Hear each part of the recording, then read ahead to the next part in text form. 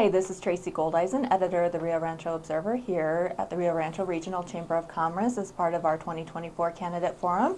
Right now we have with us State Senator Craig Brandt, who is seeking re-election in Senate District 40.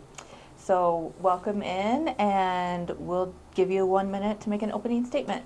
All right, thank you. Thank you to the Observer and to the Chamber for providing this opportunity. We appreciate it. I've represented this district for 12 years now. I was actually the first, when they did redistricting 12 years ago, I was the first real Rio Rancho senator as this seat became all of Rio Rancho. Then in our last redistricting, I had half a precinct that was in part of the town of Bernalillo. Now it's 100% in Rio Rancho. It's been really fun to represent this city. It's such a great city. I've really enjoyed being able to be up in Santa Fe and really work on the issues that affect us the most. We've tried to address a lot of those issues, and I know we're going to get into some of those. Some we've been successful and some we have not. But I really appreciate this opportunity to address some of the questions. Okay, we'll move into the questions now. And the first question is a 1 minute question, and it's on education. What can New Mexico do to move out of 50th in the nation when it comes to education rankings? Well, we have continued to go down. I left the Rio Rancho School Board. My main reason for going to Santa Fe was to deal with the education issue and address the education issue. I will say I haven't had a lot of cooperation from the other side of the aisle in doing that. What we saw, when we had our last Republican governor, is we actually came up a little bit in education rankings, and I think mainly because the previous governor was putting accountability on the system. And I really think that's the key. I think the key to fixing education in New Mexico is not more money, because we've more than doubled the budget since I've been there in 12 years. But the key is bringing accountability to districts that continuously fail. We have a great district here, but they don't have that everywhere in the state.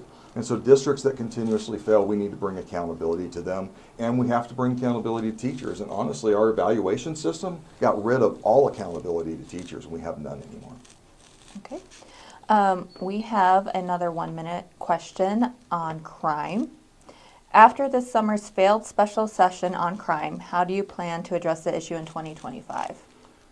I think I'm going to continue to run the bills I've been running for the last 4 to 8 years on crime. One bill that I've ran several times deals with the issue of shooting threats in schools, which we see increasing across the country and in our state. I was finally able to get that through as a misdemeanor, but only a misdemeanor, which means police really can't take the time to take it seriously because they have so many felonies to deal with. It should be a felony just like a bomb threat, but I can't get the other side of the aisle again to address that and fix that issue.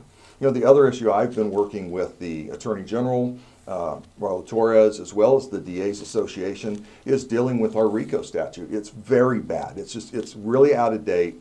It doesn't even have human trafficking in it. And we know that human trafficking right now is just a huge issue in our state and at the border. And we've got to address our RICO statute. Again, a bill that I've had for a couple of sessions now that the Democrats have killed in the Judiciary Committee. It's got to be addressed. Okay. Our next question is also 1 minute, and it has to do with child welfare. What does New Mexico need to do to make sure CYFD is operating properly and protecting the state's most vulnerable children? I think we can come back to really the same issue we have in education. We're not holding anyone accountable at CYFD. We have tried to go in and put some programs in place that you'd have child advocates to be able to stand there with, for the children and really support the children when CYFD is not doing a good job with them, with taking care of them. These are our most vulnerable. These are children that are not in solid homes. They're not in good homes. They're being abused. CYFD takes control of them, and quite frankly, a lot of times they're still abused by CYFD or someone that they've put them with. We have to start holding CYFD accountable. Again, huge increase in funding for CYFD, but we've gotten worse results. It seems like every time we give a department more money, the results get worse. And that's because the other side of the aisle wants to just remove accountability. We have to hold government workers accountable for the job that they're doing. Some of them do a great job. We need to praise them. The ones that aren't, we need to move them out. Next, we have a 1-minute question on the economy. What, if anything, can be done at the state level to address inflation and help working and middle-class families that are struggling? You know, I think we've done some things with the huge amount of surplus that we've had over the last several years, thanks to the oil and gas industry. We have done some things like increasing credits for families, earned childhood credits and things like that. That helps pay for those bills, but we're part of a national system. And quite frankly, our federal government has failed us when it comes to the inflation issues. And so what can we do? From a state level, well, I'm going to actually put it to the voters. And what the voters can do is they can remove and replace the people that we have representing us in Washington. Because quite frankly, they have done a horrible job representing us. They passed this infrastructure bill that threw billions and trillions of dollars into our economy, which just increased the problem and made the problem even worse. So what we really need to do is remove them and hold them accountable. I guess accountability is my theme today. All right, let's go to a 2-minute question on energy. New Mexico has been focused on green energy, which has included the closure of the San Juan plant. Yet New Mexico's budget is driven by oil and gas revenues. What are your thoughts on energy policy in New Mexico? You know, the oil and gas industry has been really good to New Mexico. We have seen, especially over the last 4 years, a huge surplus in our budget. I was just talking to Representative Hernandez, and we were talking about when he came into office just 4 years ago, our budget was $6.3 billion. It's now over $10 billion. So a $4 billion increase. And just a little secret for you, we haven't even spent all the surplus. We haven't put it in the budget. We've hidden a lot of it to make sure that when the oil and gas prices go down, that we actually have that money there to address that issue without having to cut back on programs. So I think we've really done some good things with making sure that we're in a stable place. As far as green energy, I'm one of those, I'm for everything. I want us to have all kinds of energy.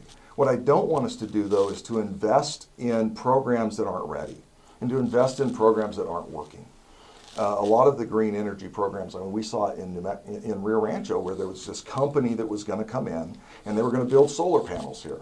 And we gave them a bunch of money as a state, and they went out of business and didn't even come here.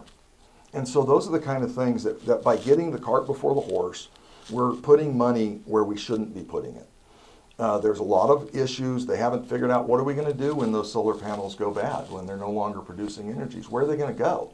There are a lot of really toxic items in those solar panels that can't be recycled. What are we going to do about them? What are we going to do about the windmills?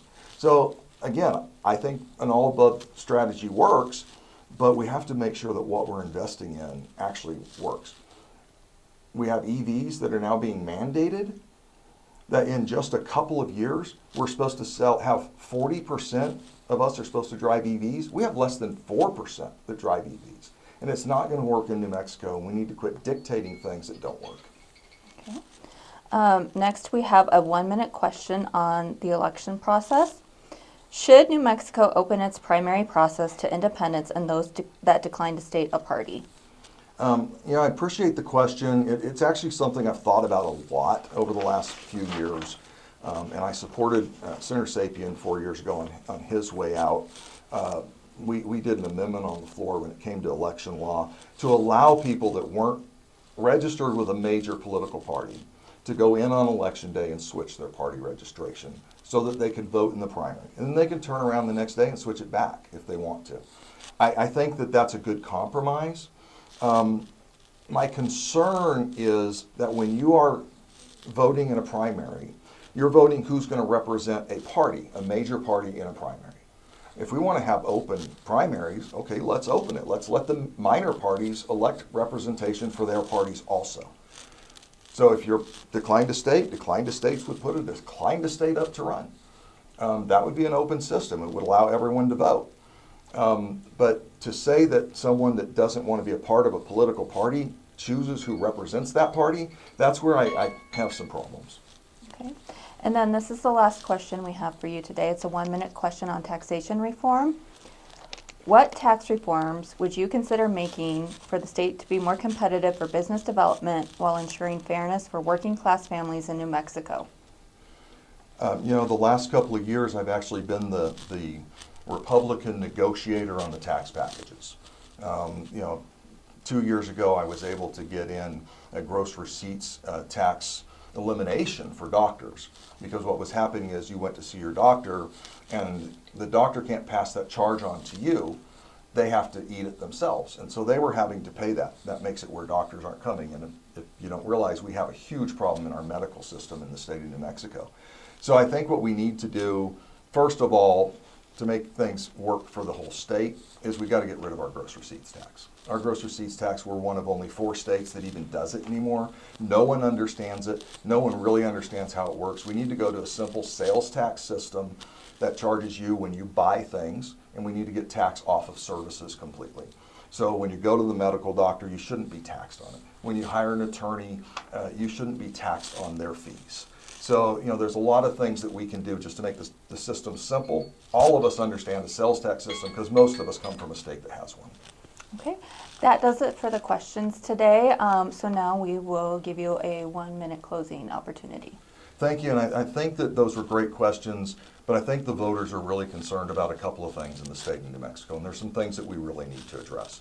We talked a little bit about inflation. We need to address the fact that everything is just skyrocketing, especially in New Mexico.